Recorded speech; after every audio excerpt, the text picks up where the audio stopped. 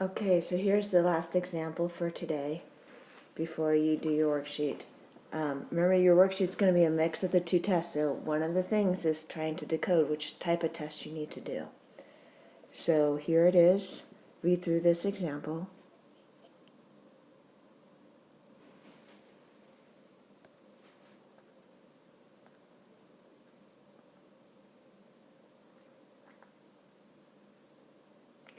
The key things that you're seeing is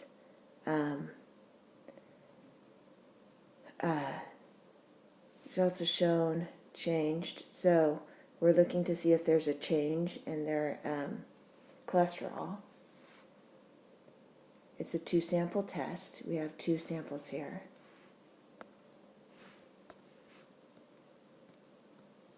But they're by subject. So that's what tells us they're matched. They're a matched pair test, right?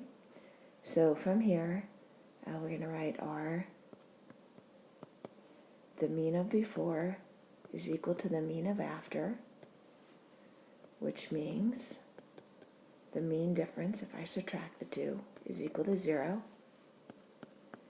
And it doesn't say, has it gone up, has it gone down? It just asked, has it been changed? So the mean of before is not equal to the mean of after. So our final hypothesis is that they're not equal to 0. That's our step 1.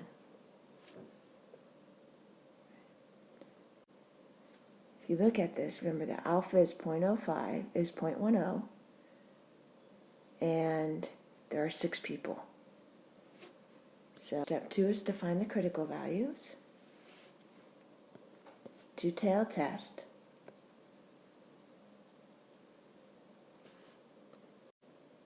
So we know that we have alpha is 0.05, area is 0.05, half of alpha because it's 2-tailed. Alpha is 0.10, and our degrees of freedom is 6 minus 1, which is equal to 5. So we do that on the calculator, and you end up with the following critical values. Remember, this is F5 inverse T to find your critical values. So you get negative 2.015 and positive 2.015. Right? So there's my 2 critical values. Now I need to find my test statistic.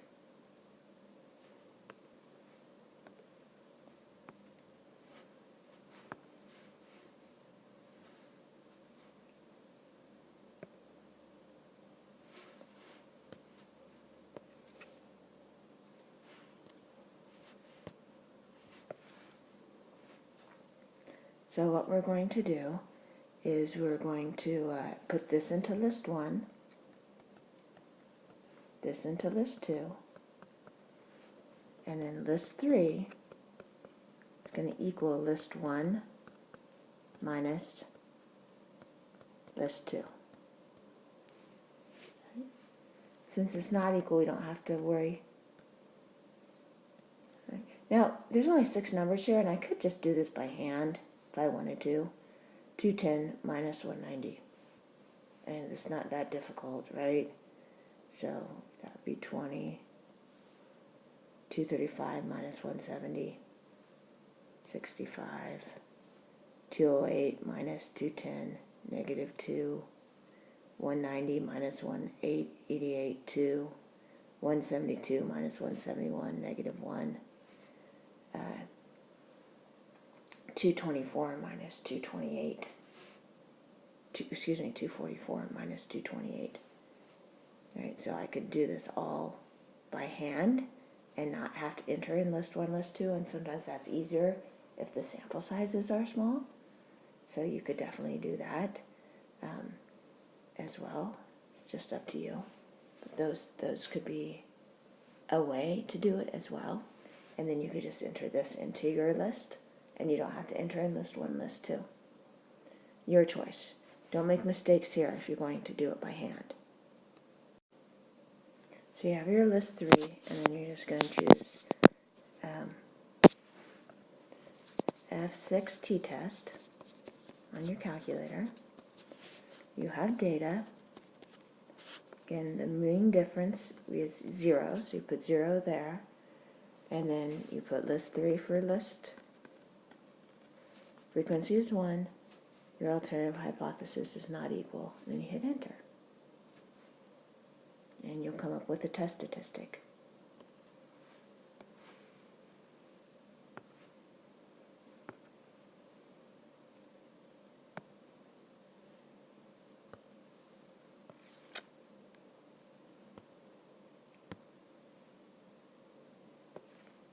Okay. Your test statistic will look like that. Here's your test statistic. It's not in the shaded region, so we do not reject.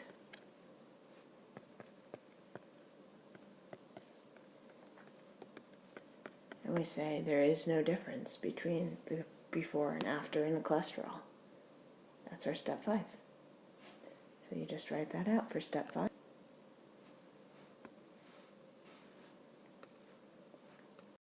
And there's your step 5. Remember, it's totally possible to do these tests using the p-value method as well.